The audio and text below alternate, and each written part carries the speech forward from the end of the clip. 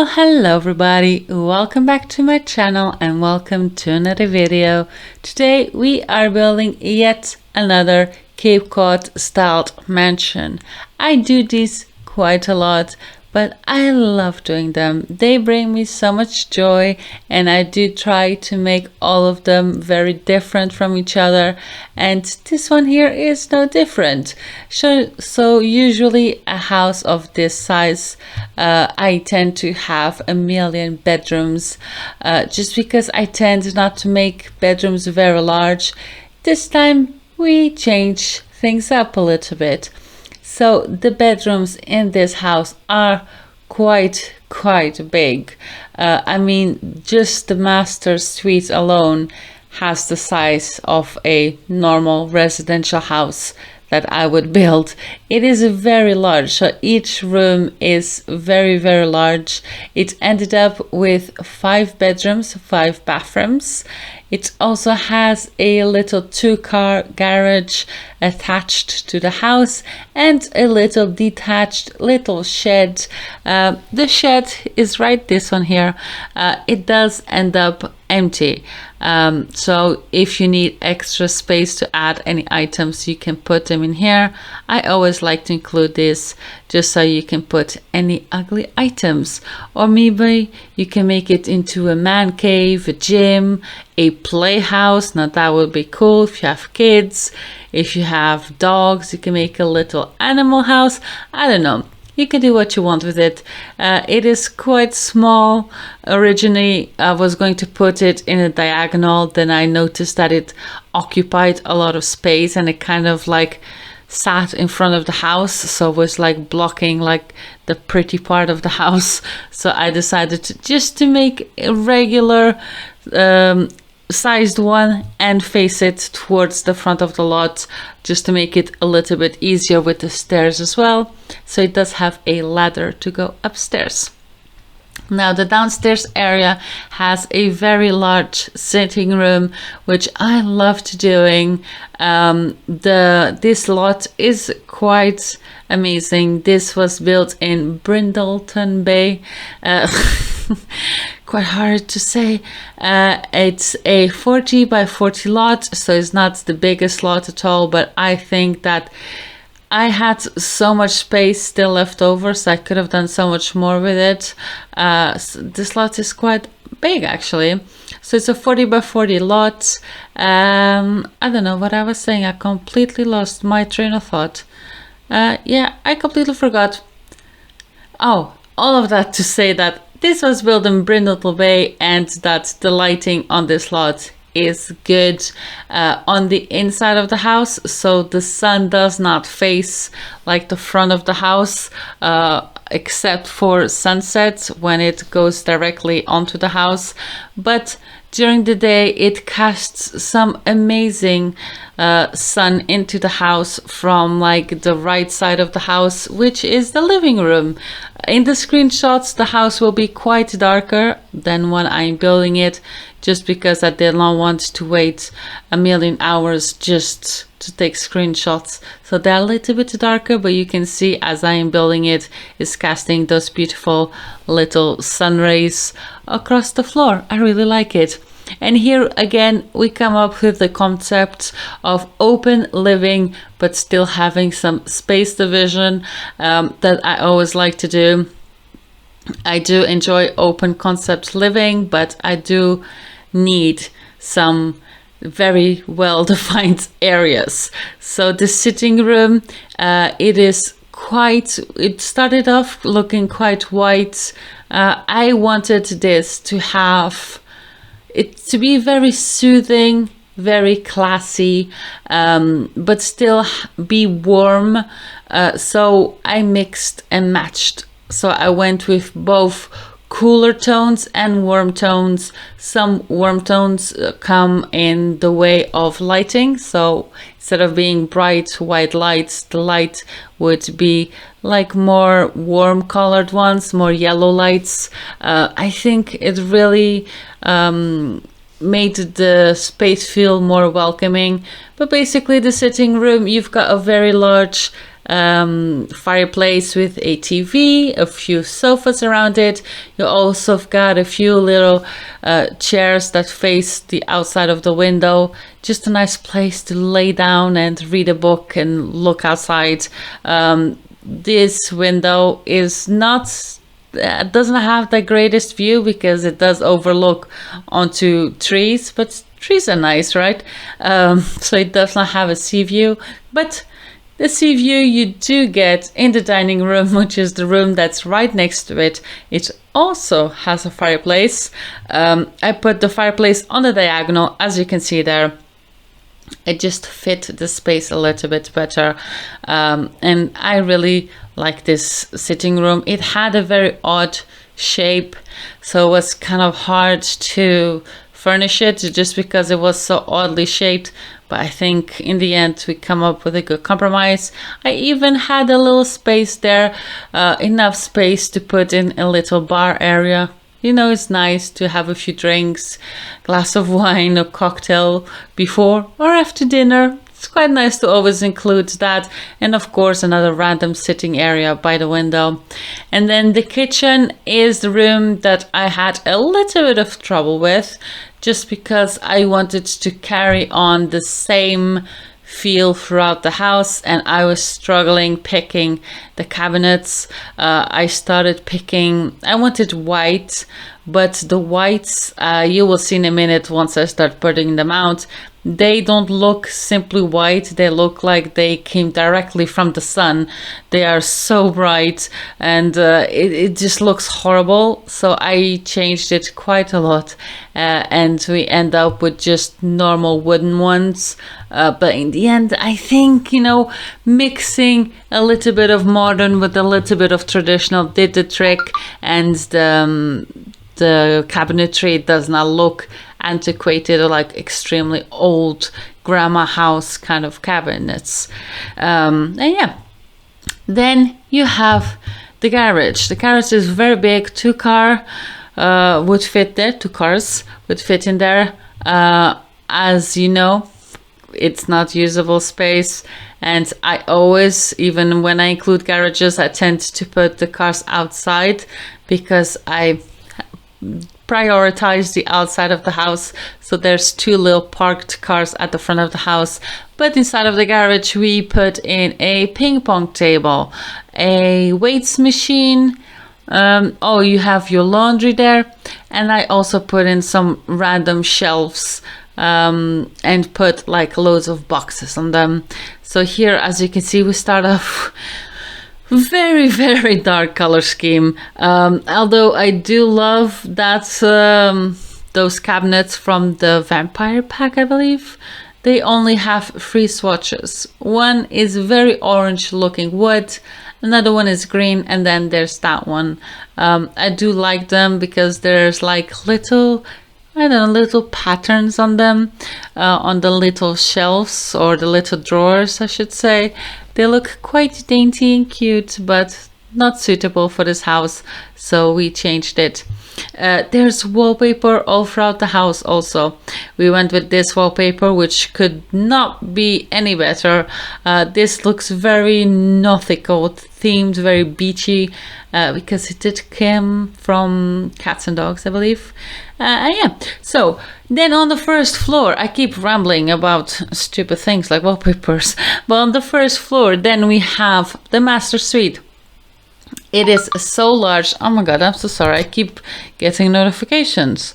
But the master suite was so large that I had to divide it into 2 different spaces, and that ended up being the whole appeal of the room. I divided the bay area part of the bedroom from the actual bedroom, and I created a little sitting room there, and that bay window is right up top of the sitting room, so you will get the same view and the same beautiful light in there. So I did not add too many curtains because we do want as much light in as we can. And there's also a fireplace in the master bedroom. There's many fireplaces in this house, in fact. And then it has, of course, a bathroom. The bathroom turned out try to be modest, but turned out very good. I really enjoy that bathroom. That is a nice place to take a bath. Let me tell you, I would enjoy that. And there's double showers, double sinks, and a separate toilet behind the door, so that Sims, can do their necessities without one bothering the other. On that floor as well, there's 2 extra bedrooms, and both of those bedrooms have their own bathroom. One of those bedrooms is a bedroom geared towards a teenager. I love that bedroom. You will see it in a minute. This here is the master suite, like I said, divided in 2. I just added a few spandrels and columns and fences, I believe. Did I add fences? No, I did not add fences. But spandrels and columns just to create a little space division, and a platform as well. But the teenager's bedroom, the color scheme is very calming, and there's a lot of like clutter around, like perfumes and girly things all over the bedroom, and I really like that bedroom. I spent quite some time in there trying to detail it. Then the other bedroom would be a more generic double bedroom, so it's not geared towards a specific age or a sim or anything. It is just a random bedroom. It is quite nice as well, I think. The bathroom of that bedroom is quite narrow and long, but it does have a sea view, which the master suite does not. One of the downfalls. But yeah, that bedroom is quite nice. It's like a darker color scheme, like darker wood and white and green, I believe.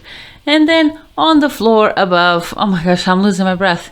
We've got 2 bedrooms and 1 bathroom. So those 2 bedrooms share that bathroom.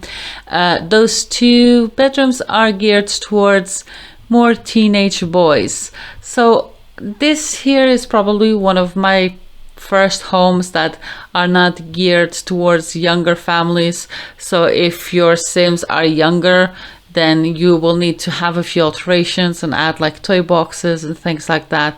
But one of those bedrooms is geared towards a older teenager, so it has a keyboard, and the color scheme has a very vibrant orange color. It is quite cool. I love that bedroom. And that Sim likes music, so there's a lot of posters on his wall. It's quite cute. Then the other bedroom is very gray and white. It's extremely neutral. In my head, I was furnishing that bedroom for someone like Sheldon Cooper, neat freak. So there's not a lot of things around the room. The room looks very, very clean, very empty, very devoid of like, someone living there. But it still looks cute. I still enjoyed it. I don't know why. Sometimes I am furnishing and I just get this feeling and I just run with it. So that is the feeling I got with that bedroom. This one here, of course, is the one with the orange pops of color. I believe this is the first time I've ever used this wallpaper. I've never found a way to properly make it work. And in the other bedroom, the same thing. The other room also has a gray wallpaper, but it is a different one. Yeah, so this Sim here has a bit more clutter. So there's a lot more like personal objects around and quite a few posters and things. And yeah, and then in the back garden we've got a swimming pool, and it is not green. This time we have a tropical blue swimming pool because it fits the lot. I don't know if you've seen yesterday's video, but I did mention that I do have the tendency to color all of my pools with the green color water, just because the builds that I tend to build, I just think it suits them better. But this time the water is blue, pristine, and very tropical and nice looking. You also have, of course, outdoor dining area, a grill, some seating area, and that is basically it. I did not want to overload the garden with many things in the back. I wanted it to be very clean and still have some space in case you want to add your own things, because sometimes I put so much stuff in one lot and I detail it so much, and then I know that people can't add their own items because they don't have any space. So the front of the lot is very detailed. I use tons of debug plants. If you don't recognize them, they're debug items. They come with the pack Cottage Living, and they are the best flowers in the whole entire game. I love them, especially the yellow sunflower looking ones. I think they're wonderful. So we create a whole little garden at the front, so there's a lot of flowers and plants and trees, so then the back is more chilled out. I also initially had quite a tall fence, and then I noticed that it was blocking the view completely, so I went with a very low little wall. In reality, that would not protect your house of anyone, except if maybe it was from like a turtle or something that cannot climb a little wall.